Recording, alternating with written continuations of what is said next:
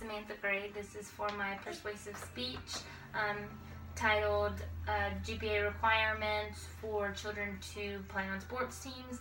I fortunately don't have an audience of 5 or even a babysitter if you hear background noise because of the limited time that I had for my speech and because it was changed. And if you see me move forward, it's to make sure that my screen does not black out. Alright, so here we go. So, first of all, I want to thank you for listening to me give my speech and give my opinion about a few things. So, for students to be able to play in a sports team, I personally think that GPA, which stands for grade point average, should be a requirement. We've all heard of the saying, dumb jock, am I right? Well, besides the fact that it's hurtful, it's just kind of wrong. But what if I told you there's a way that we could eliminate that completely? But how? Well, just like every action has a consequence, let's make those actions have rewards as well. It's really that easy. One of the biggest milestones for young kids today is being a part of a sports team, is working hard on and off the field. Students need to learn that if they don't do something, something needs to be taken away, or if they achieve something, they should gain something. It's just a part of having a successful future and achieving milestones that is very important when students are in school, whether it be at a young level or be at a professional level. So, teaching our kids that hard work pays off is just a huge part of having set requirements set for them. I remember when I was younger, the highlight of my youth was getting out with my peers, getting out and practicing, getting out and showing and seeing that all of my hard work, all of my dedication pays off whenever I get to play on that field. And, just like it used to be, it needs to go back to those ways, because I know schools now don't have the same rules as they did when I was in school. The same for you. If you played in a sports team, I'm sure you remember those praise, the cheers, the accomplishment, the goals, the trophy, just how good it felt when you got to go out there and work hard for something that, whether one, you believed in, or two, something that you just earned. So today I'm going to kind of tell you why a passing grade average should be considered a requirement to participate in any sports. So those are kind of a few opinions that we went over, so let's hear some facts. Some might ask why it's so important to reward good behavior like grades. Well, for one, it builds character, it disciplines, and it forms structures that children in the world today desperately need. So let's end entitlement slowly but surely, and of course you have to start with the schools. So let's hear those facts. Just like fact one. For future purposes, like college, athletes who play sports, they don't always get those full athletic scholarships.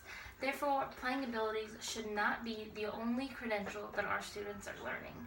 A very, very important example for our first fact is that anything can go wrong. With saying that, just like your bodies, they're not perfect. Most of the time they can be sculpted, but how long would that last? Students should not be taught that the sports team is the biggest deal. They have to learn that they have to be successful on and off the field. My second fact that, is kind of more important, at college opportunities or even at lower grade level, it all starts with the coaches, right? Coaches look for students that have good grades and not only a player's asset to a team.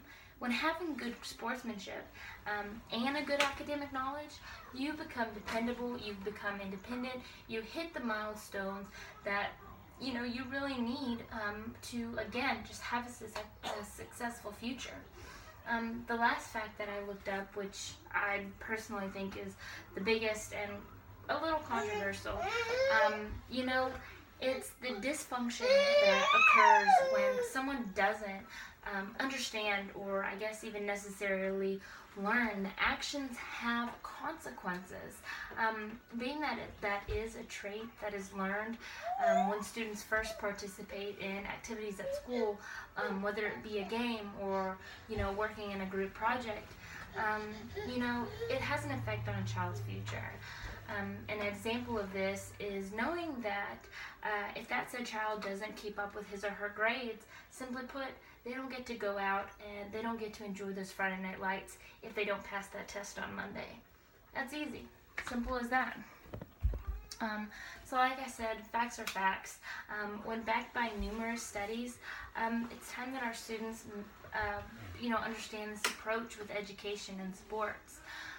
The CDC, actually, which is the Center of Disease Control, reviewed, I think it was 50-something studies that discovered the correlation between students working hard for their education and being able to participate or really to be rewarded with sports team.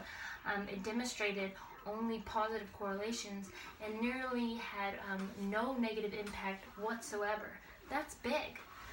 Another study that I think was like 300-something students showed that, kids that, were kind of forced, I guess, some look at it, to have a certain requirement and certain goals need to be met for those teams. Those students scored, I think it was 30% higher on standardized tests than students who weren't held accountable for their actions, as in their grade point average dropped at least 12 to 20%. I mean, that is a huge difference, and it just goes to show how important this topic actually is. To kind of conclude and to kind of sum up my speech, after reading the facts and reviewing the studies, my own personal opinion changed of this. I now just strongly believe, and I actually see the necessity that it is that our students are required to kind of, like I said, to know that actions have consequences, and not only to be rewarded by their own achievements, but by showing them that this builds, it builds those milestones, and it builds for a good and successful future. To conclude, like I said, and to kind of summarize things, just through the slides that I put together, it shows that the pros outweigh the cons numerously. The pros of this approach outweighs any negative impact, or I guess any negative argument. Our students need structure, especially in the world that we live in today, and to just cut everything off, I just want to thank everyone for listening, and that I hope that you took away something from my persuasive speech. Thank you.